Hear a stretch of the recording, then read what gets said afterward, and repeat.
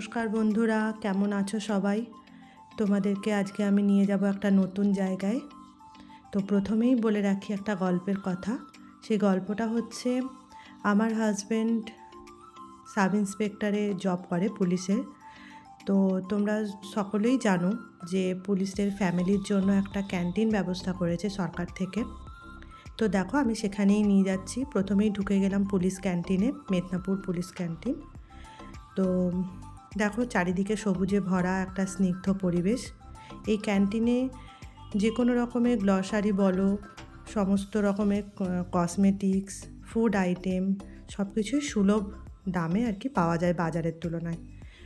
তো চলো, যাচ্ছি।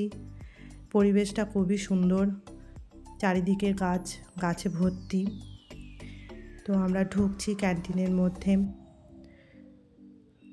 এখানে পুলিশদের ট্রেনিং হয়, সমস্ত রকমের পুলিশদেরই ট্রেনিং হয়, সাব ইন্সপেক্টর থেকে শুরু করে কনস্টেবল সব কিছুই।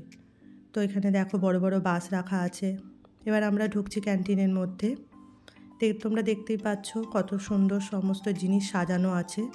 ইন্ডাকশান থেকে সমস্ত রকমের ইলেকট্রিক জিনিস থেকে কসমেটিক্স থেকে খাবার দাবার সমস্ত কিছু এখানে পাওয়া যায়। তো এরপরে আমি ক্যান্টিন থেকে বেরিয়ে এসে আবার বাইরের রাস্তাটা তোমাদেরকে দেখাচ্ছি।